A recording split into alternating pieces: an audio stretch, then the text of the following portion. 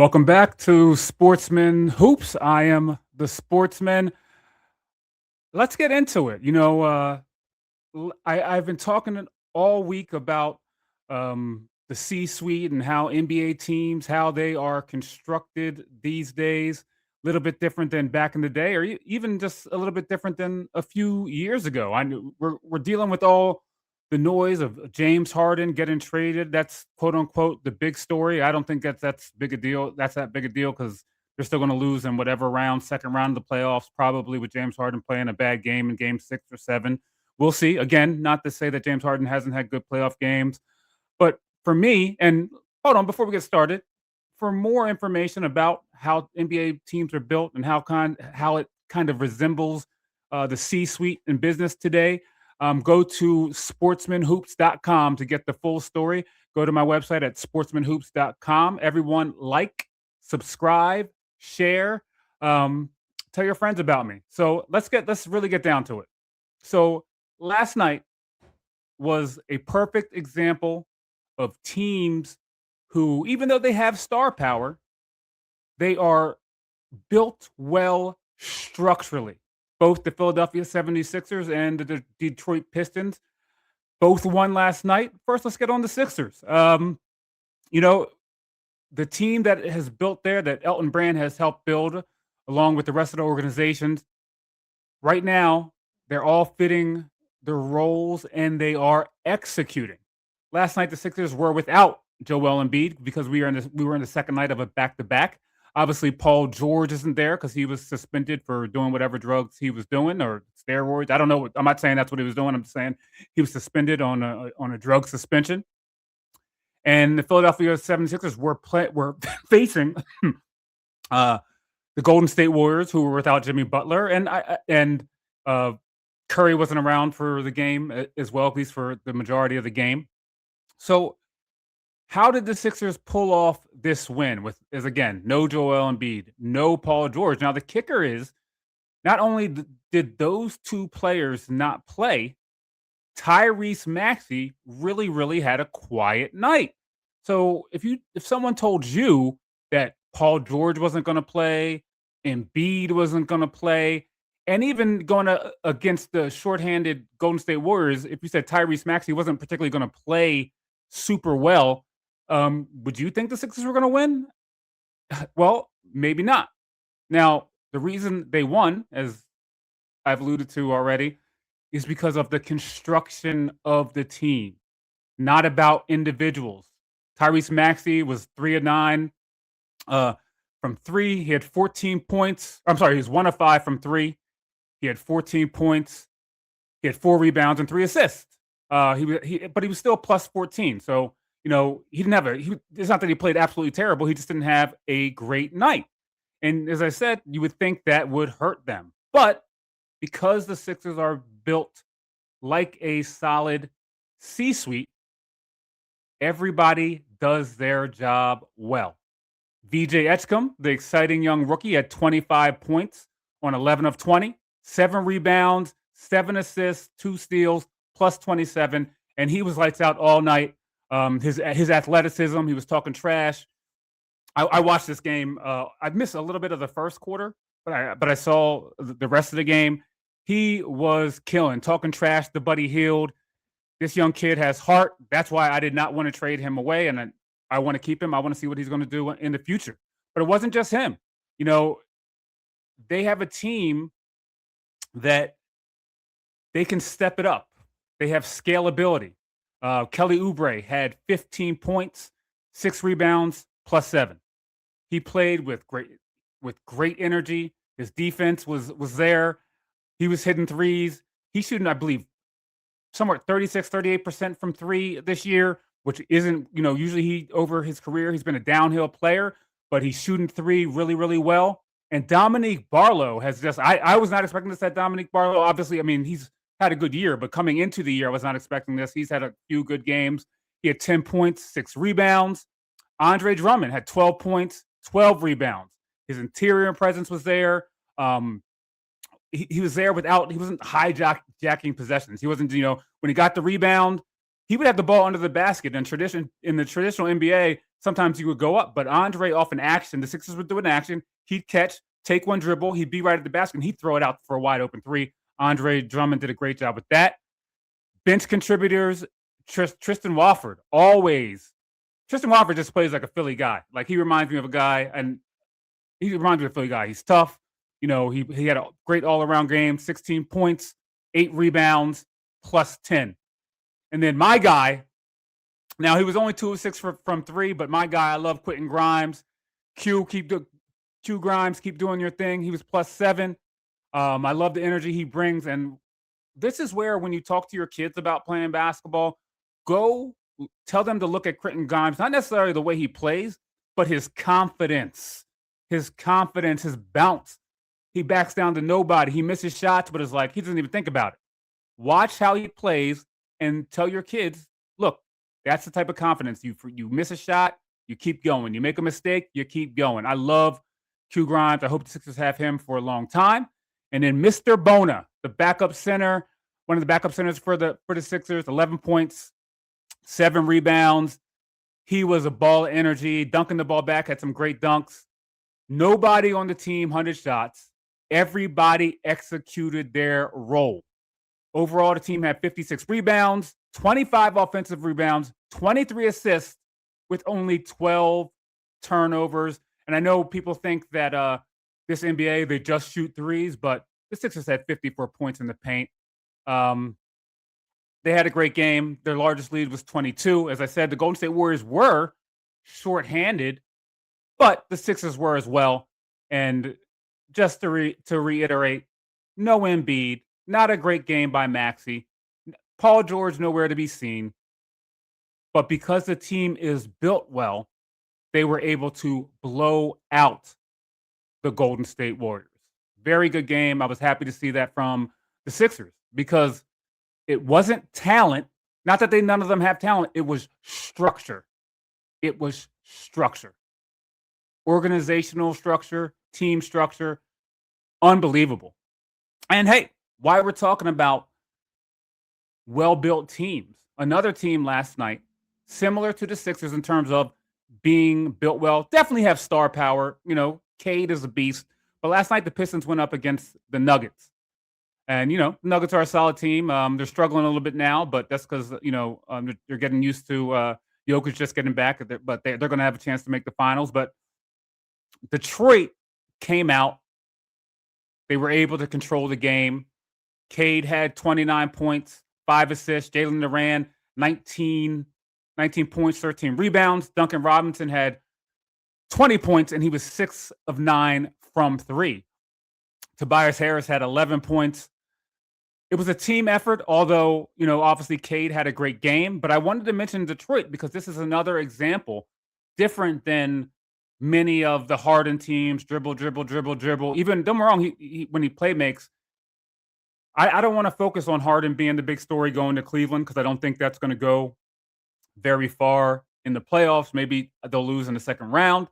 I wanted to focus on Detroit and the Sixers today because specifically it's what I have been talking about and how well-built teams who are structured well, role players who know their role, they're all playing together, no jealousy, are able to win in the NBA, and how a lot of GMs are doing a good job of putting teams together. It's not like it's different than back in the day. It's not, it's more, it's there's instincts involved, but obviously it's a little bit more analytical today, of course.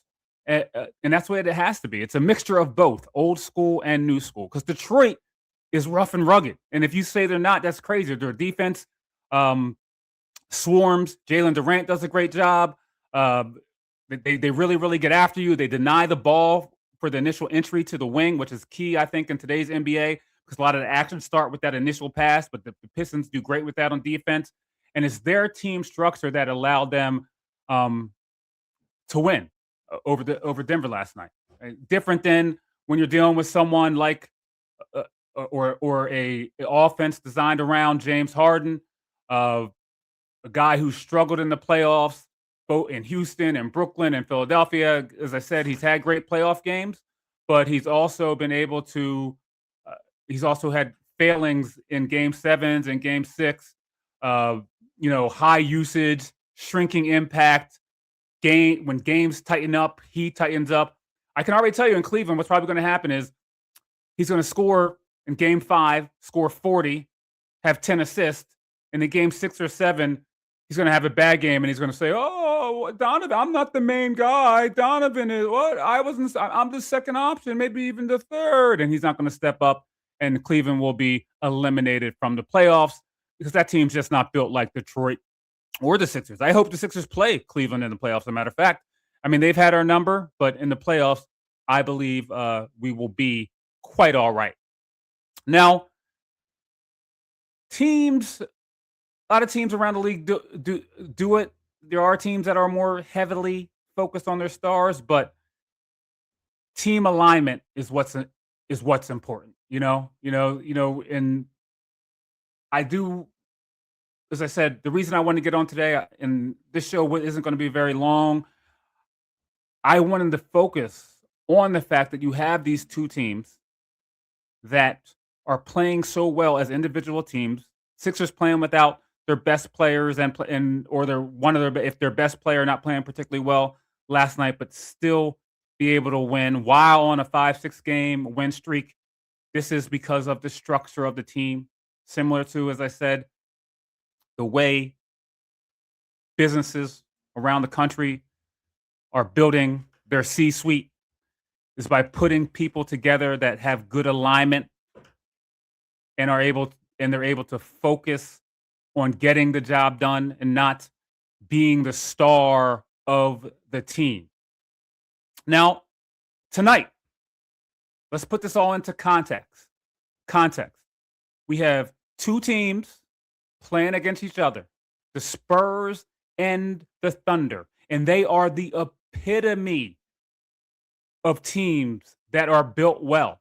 Now, you might say, "Oh, well, they have star power. They have Wemby, SGA, J-Dub, all those players, Fox," but it's not the players they have.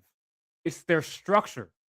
Shea doesn't dominate every possession. Now, sometimes at the end of the game, maybe a little bit, but not every possession. They move the ball. Everyone on that team understands spacing, timing, elite defensive connectivity.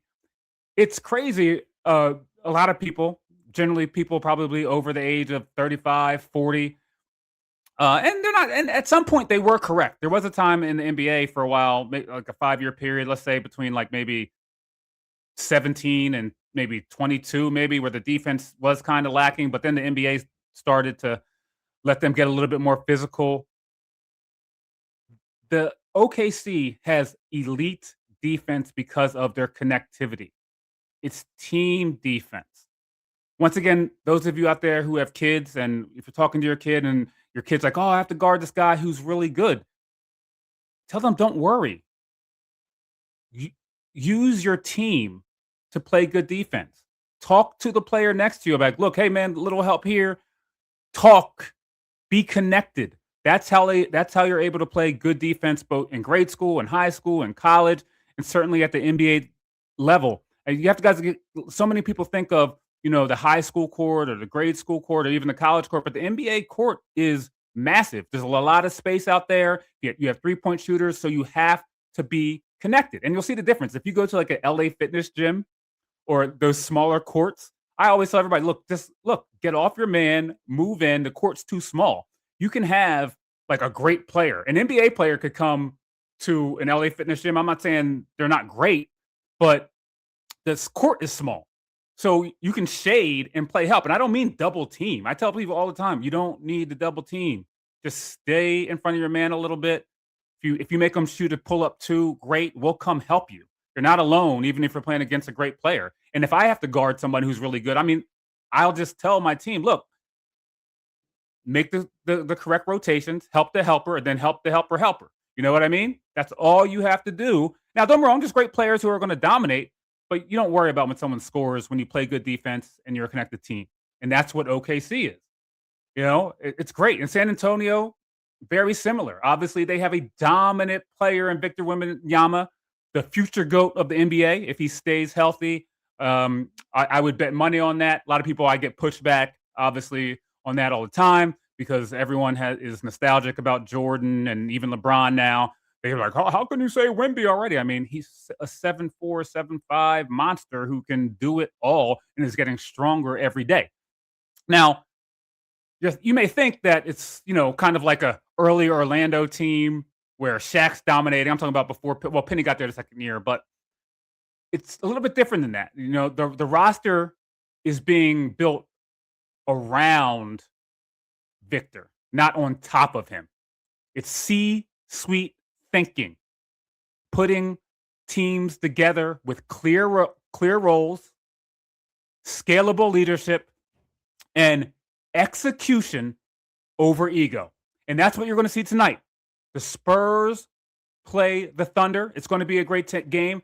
Two of the best teams in the NBA. Hopefully a great playoff matchup. I hope they play again in the playoffs. But watch how those two teams are connected. Look at the roster construction. Look at what they do. See their actions and how they play together. Sometimes it's hard. I understand many people think of the old NBA and they miss it, and I understand that. But even if you go back to the 50s, they played very differently than they played in the 60s. And in the 60s, they played differently than they played in the 70s. In the 80s, different than the 70s. The 90s, different than the 80s. That you have to expand the way you look at the game. You have to. This NBA, it looks weird to a lot of older people because it's so spaced and it's hard to see what they're doing. I ask people, don't look at the ball. Look at the actions off ball if you want to kind of see how cool the game is, and then go out and play. And if you play like the kids play today, it's actually fun. When I started doing it, I didn't like it. It's like, why don't you throw it inside? But if you're a good player, you can adjust to the old school game, the new game. The new game's great. And the people who say that they don't play defense these days and the NBA is not physical, it's just really not true. They're really not watching. The game is really good. And I understand why it's hard for some people, got people over the age of 40, people over the age of maybe even 35. Sometimes it's difficult to look at because you're used to the way you think it's supposed to look, but the game changes. If you go back and you look at the 60s, they were great players. Jerry West could play today. So I'm not hating on the old players. Jerry West was very limited. He'd be able to adjust his game. 1-2 dribble, pull up. He was nice. 6'5", combo, point guard. So it's not that I don't think the old players could play today. They definitely could play today. Not every single one, just depends on the player. And vice versa. But go look at the game, watch it off ball. Sometimes you can turn the sound off if you want. That kind of helps you focus on the game. But there's a lot of things that's great about the game today. The fundamentals are the same. So I tell everybody, go watch the NBA. It's fantastic. They're building teams that are structured around team play, even when they have stars. That's how you win in the NBA in the NBA these days. If you guys want to kind of get the full breakdown of how I feel about NBA team building and how it's similar to the structure of business these days and the C-suite, go to sportsmanhoops.com, get the full article. We'll talk about it talks about the modern NBA roster construction and the real world leadership with teams. Go on there, join my mailing list so we can get into some deeper conversations on YouTube. Like, subscribe, share, hit the bell. And hey, I'd love to hear from you guys. Please give me pushback. Anyone who loves hoop and loves competition, and anyone who's really been into the game, they love the smoke.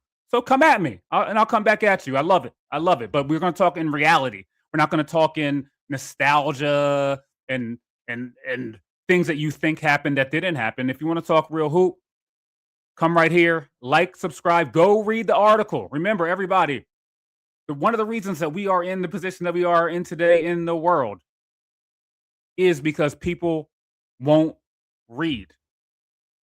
You can tell very quickly if you talk to a person about a particular topic whether they read or not. Read. You can read a book if it's something that you don't see. You don't know what it is. Go on Google. Go on chat. See what it is. Come back to it. Then go watch a video. Then take something from that video and go back to the book. But read. Read periodicals. Read everything that you can, because that will actually make you smarter and make for a better world going forward. Again, like, subscribe, share. I will see you guys later. Sportsman Hoops. Holler at me.